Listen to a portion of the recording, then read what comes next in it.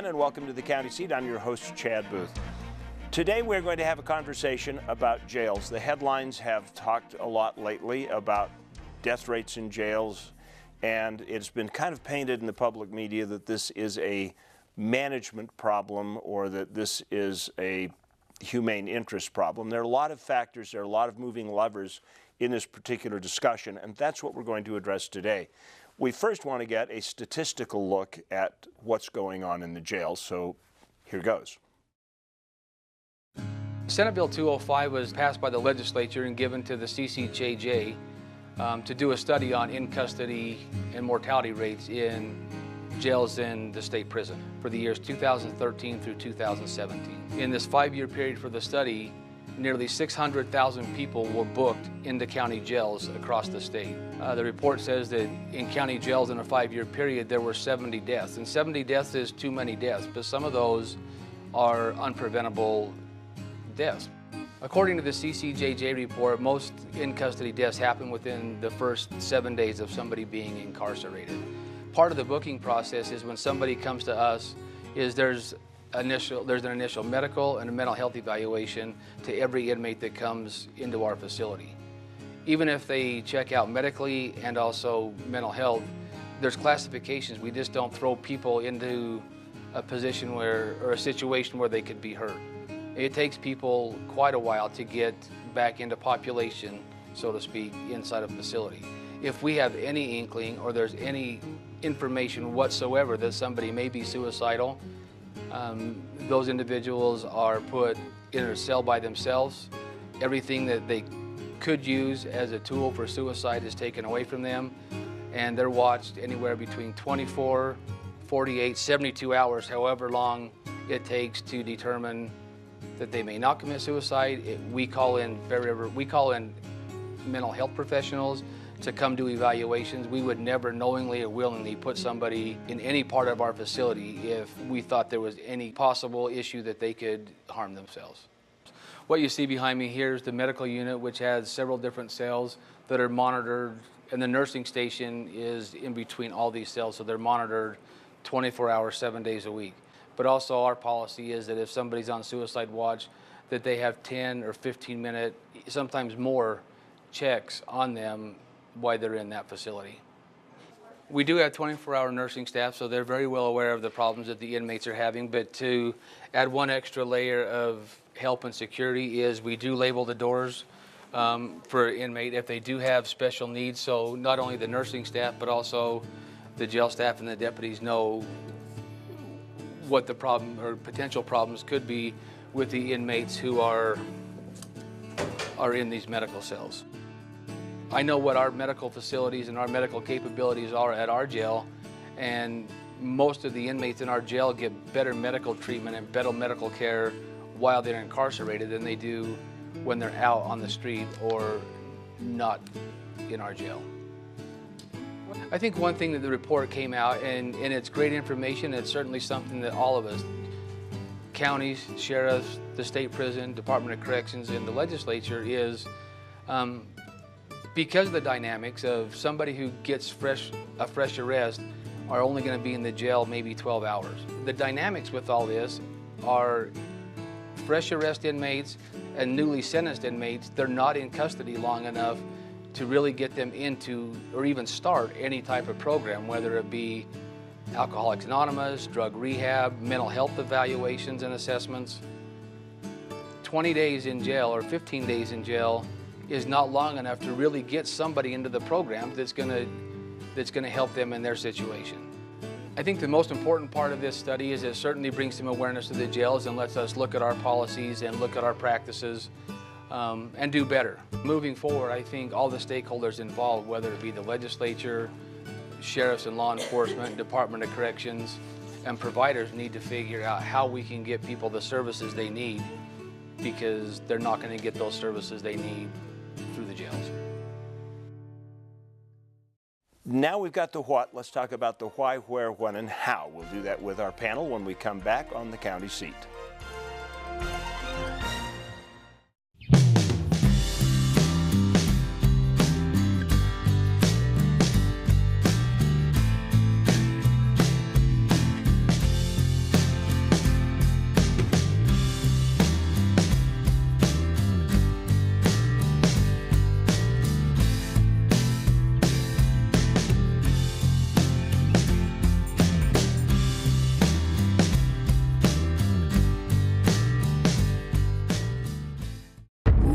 149 million years in the making, dinosaurs once roamed this land. Now they're found at the Dinosaur National Monument. Let's take you beyond the bones. We call it Dinosaur Land. You'll find it offers adventures and sights not seen anywhere else in the world. Come to Dinosaur Land, Vernal, Utah. You'll want to stay forever. The dinosaurs did.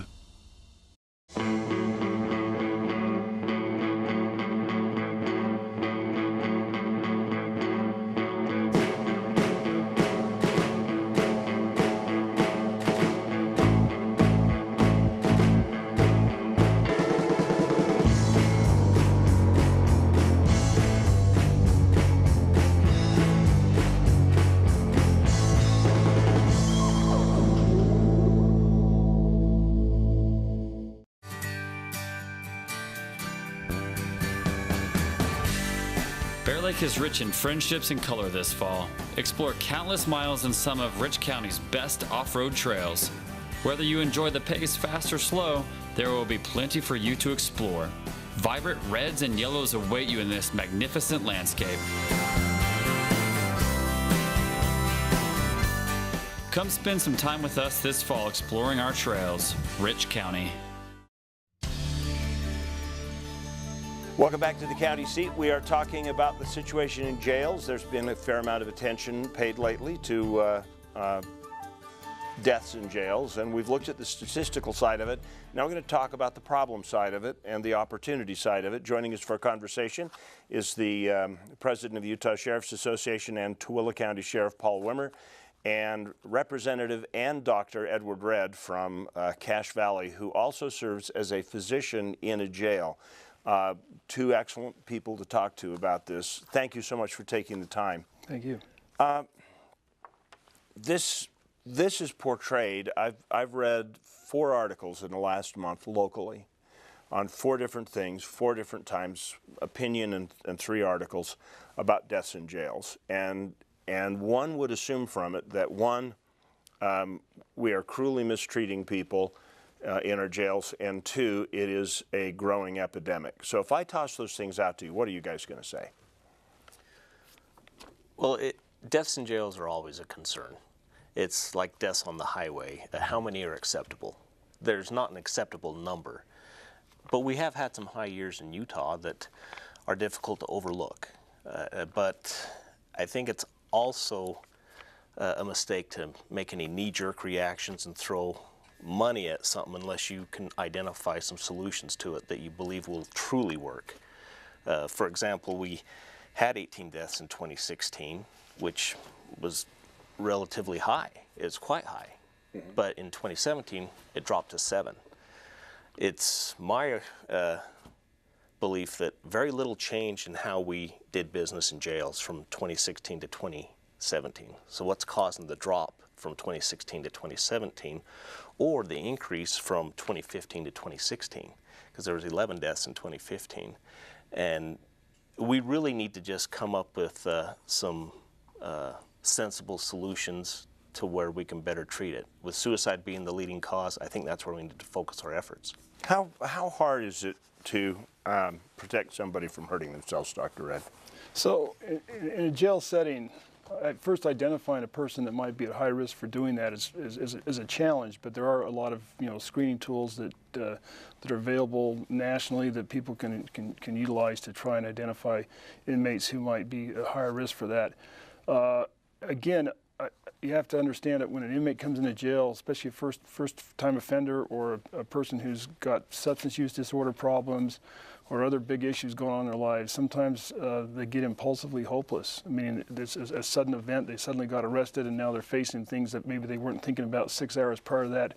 And they're in a situation that's very, very dangerous and precarious, quite honestly, especially for people who are oftentimes first-time arrestees or people that have never been in the system before, just overwhelmed by the whole issue. And if they're already suffering from depression, or already having some other problems in their lives or chaos in their lives, and things are not going well, which is often the case, then they're high risk for making impulsive decisions about what does this mean, and they can sometimes attempt to take their lives. So in the jail setting, we oftentimes, what we do at least in the jail I work at, is we do screenings of inmates right when they come in, within a few hours of coming in, to try and determine what are their medical problems, what are their suicide risk factors, and what kind of level of care do they need to try and help them make it through that first week or two before, until they can kind of figure out what's going on in their lives. So that raises a question. We have fluctuations year to year, but are there times in incarceration, because there's a process, you're arrested, you're charged, you're held or bailed, one of the two, then you come back to trial, then there's a sentence, and then there's jail time that can be anywhere from 30 days or 10 days to 3 years, I guess. I'm not sure what the top end limit is in a jail, but are there windows within that period of time that are higher risk than others? Yes. The Bureau of Justice Statistics, as well as the recent CCJJ report that came out, indicates that the first 2 weeks are the most dangerous of a inmate's stay. And in Utah, we book 100,000 inmates a year, and when you look at the average stay is usually less than 2 weeks, we're processing in and out people during a very dangerous time, which is the initial booking and the days that follow, in the initial days. And that's just a traumatic event to people's lives and difficult for them to overcome.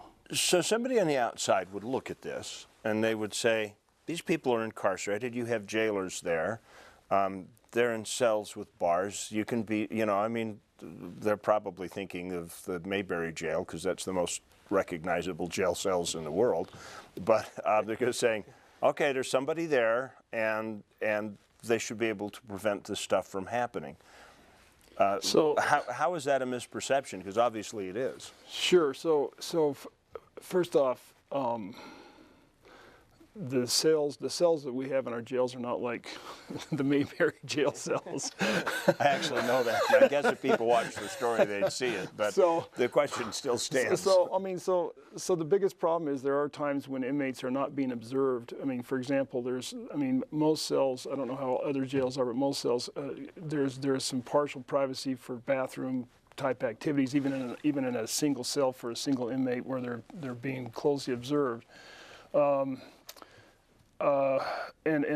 And likewise, there isn't necessarily a deputy looking at them every 24 hours a day. And so sometimes they can kind of pull off into a corner, especially at nighttime when it's dark, and use their own clothes to attempt to take their lives. And it's a very serious problem when that happens, or even the attempt happens. And so during those first several days of incarceration, and even during the first couple of weeks, we take special care to try and make sure that the inmates are watched a little more close than they would be if they've been there for several months, because the high-risk time is really during the first couple of days to the first week or two when they're facing their charges. They haven't necessarily been convicted yet. They're trying to arrange for bail sometimes. Sometimes their crime is a horrendous problem, or something that's very embarrassing to them, or something that they feel, oh my gosh, I've been caught now. My family's going to find out. I'm going to become a public scene kind of a thing. So all those sort of things all add up, and so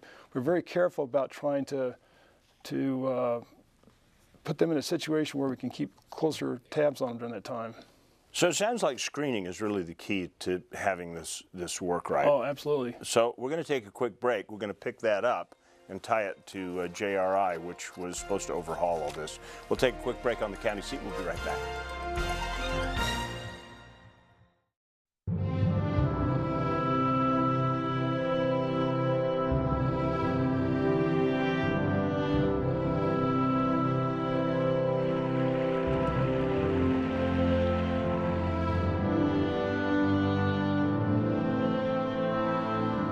In a place that is beyond words, there is nothing to be said, except take your time in Bryce Canyon country.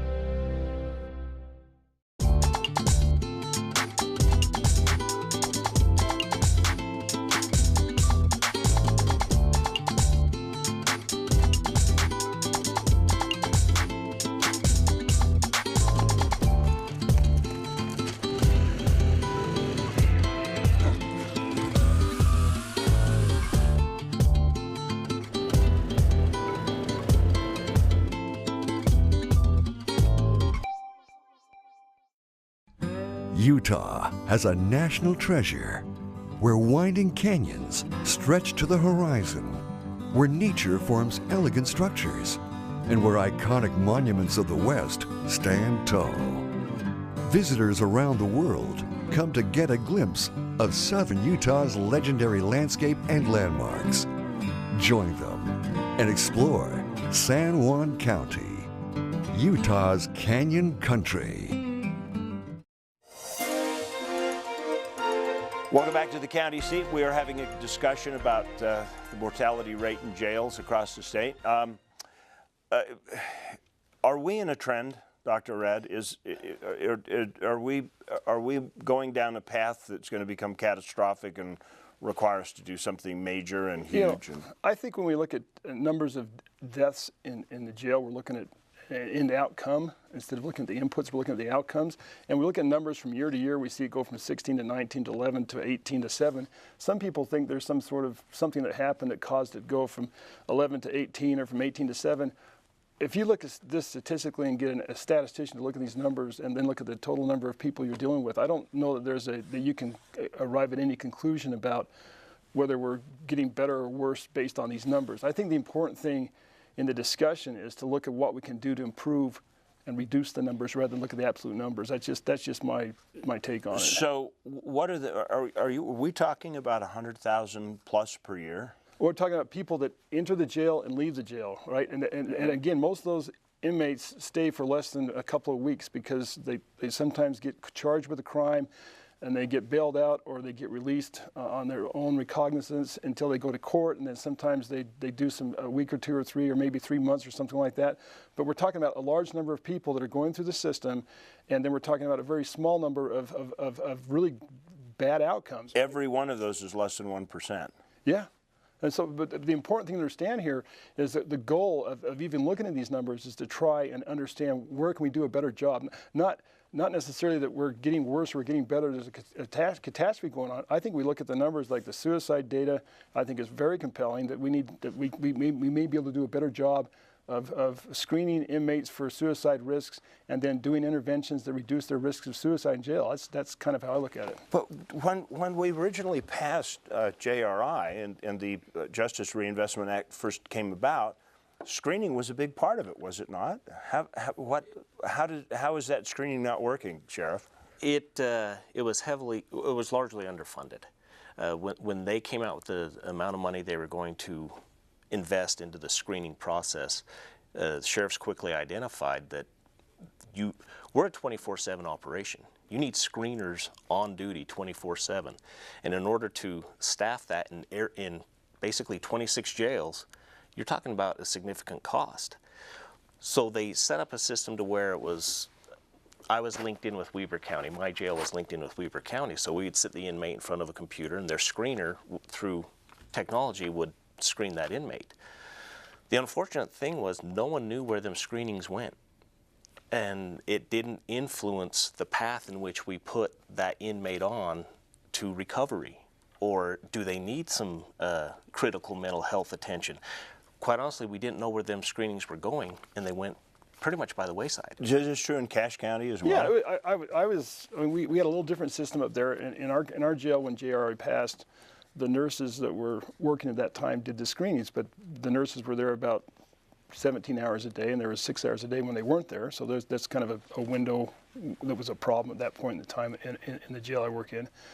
And the screenings were being done, but the next step after the screenings is what do you do with the information. If you find a person that's high risk, the screening is important to do, but if you don't do something with the screening information and don't actually act on the screening information and intervene with some sort of a evidence-based intervention that might reduce the risk of suicide, then the screening is just the first step. You haven't really done what you need to do. So the next step after the screening is to try and come up with interventions that actually reduce the risk of suicide or the risk of deaths from other causes like withdrawal, drug and alcohol withdrawal, which is or even dangerous. Just medication that you're not aware of the But they might be taken. There's so many things there's so many variables in this equation. When people come to jail, sometimes they don't always tell you what's really going on in their lives too. So you bring up an interesting point, Sheriff Wimmer. You say that the problem is largely it's underfunded. Is the architecture of JRI good architecture for managing and rehabilitating patients generally, if it was funded properly? I think there's some value in funding the initial screening of inmates. Not only because almost every jail is going to screen them physically, you know, have a nurse come down and screen them within 24 hours of being booked in. But unless they make some sort of statement, we're not necessarily screening them their mental health at the time. And so I think an initial screening, they're asked upon booking, you know, are you suicidal? Have you ever been suicidal? Have you ever attempted suicide? Them series of questions are asked by a corrections deputy, but again, are they being truthful in their statements? That's a real problem. Like inmates that have been through the system more than once and have admitted to being suicidal in the past, sometimes the interventions in jail that they get put in a cell and they get watched 24/7 by usually in the booking area for a while. And sometimes the inmates don't want that. They want to be back in general population sometimes. And so sometimes they won't tell you the truth about how they're actually feeling and what they're doing. And oftentimes they won't tell you the truth about what even medication they might be taking. It's like there's all sorts of things going on here. Well, that's exactly right. Have a uniform ask someone who is an addict, when did you last use? They're not going to tell you. They're not going to tell you. And so we're not able to really get accurate information from them because they believe we're going to use that against them when, in fact, the reality is we want to use it in order to help assess their treatment. What needs do they have while they stay? So that's why outside screeners become so important. Yeah, some sort of trained civilian would be a much better direction to go. In our jail, we use nurses to do that, and the nurses are bound by the same HIPAA laws inside jail that are bound outside of jail. So I think inmates are more likely to tell nurses and physicians, healthcare providers, more truth than maybe they would the deputies, but still sometimes they don't always tell you what's really going on in their lives. It sounds to me like one of the biggest hurdles right now then, from what I've assessed from this conversation, is that we need to have some clarity and a pipeline to get screening information to the proper place. We need to beef up screening a little bit, and we need to create some kind of archive on I mean, if you go into a pharmacy, doesn't matter where you go, they got the goods on what you're taking, where you're taking, because they've set up a database. Shouldn't there be a screening database as well? So that past screenings, you know, this guy, when he came in 2011, said he was suicidal. He says he's not today. That's a good question. So inside most jails, there's an electronic medical record that the screenings are stored in or kept. I mean, that's I don't know if that's true of other jails, but that's what we do up in Cache County. And we oftentimes go back to old screenings sometimes to understand what's happened to an inmate, but we always repeat the screening. We don't just say, "Oh, the last screening was fine." We're going, the last. Yeah, I'm sure. I think the important thing here is still is to understand that if the inmate feels like they're not going to be, if the inmate feels like they trust the person that's screening them, and they might be more honest, and if they're forward and open about how they actually are doing. I think we can come up with better interventions to help them not die during the first 2 weeks of their stay. All right, we're going to take a quick break. We got like 2 minutes to wrap up. We'll be right back on the county seat. There's a little place on a Utah map where I was raised, where my heart's at, where the sagebrush grows wild and high, and the stars come out at night. Oh, there ain't nothing like being raised in the basin with a Ute reservation, skiing starvation, that Duchesne County life. What would you do with an extra day in Utah Valley? Explore the Wasatch Mountains? Snap a family photo at Bridal Veil Falls. Cool off on Utah Lake or the Provo River.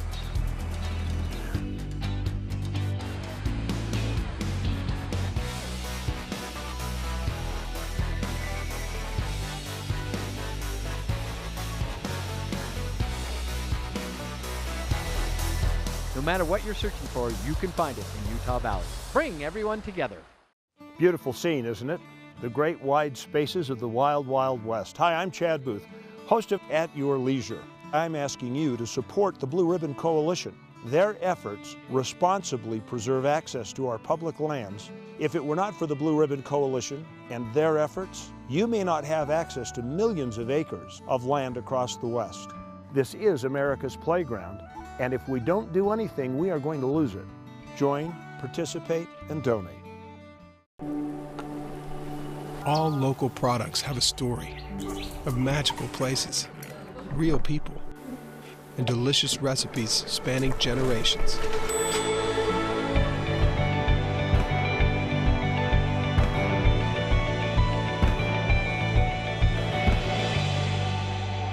So go ahead and discover flavors you've never tasted and friends you never knew you had.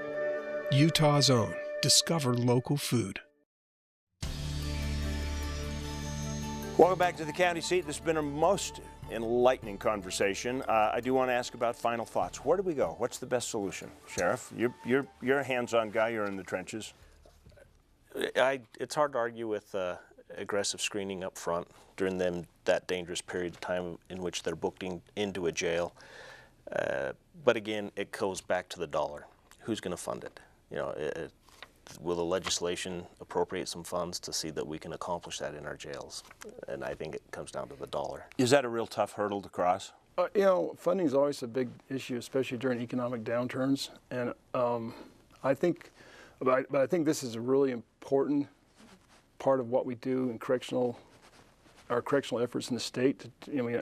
What we don't want people doing is dying in jail because we didn't do an adequate job. And I think every sheriff and certainly every medical team in jail, their goals are to make sure the inmates have the best health care they can get and make sure they have good outcomes. And I think that's the goal of the JRI too, is actually to help people, make it through their problems and get back into life and not just recidivate back in jail in the process, hopefully not die in the process. I think that's the goal, and we have to kind of keep focusing on that. Drill down on some of these data. Some of these data are in outcomes, and we can look at the inputs a little bit more carefully and see if we can figure out, what else needs to be done besides just the screening and the interventions. Excellent. Gentlemen, thank you so much for joining us. Thank you. There's a lot more information. I encourage you on this particular topic to read up, and we'll try and find some articles and some background information to post on our website that will help you. And we'll look for you next week on the county seat. Be sure to share this with your friends on social media.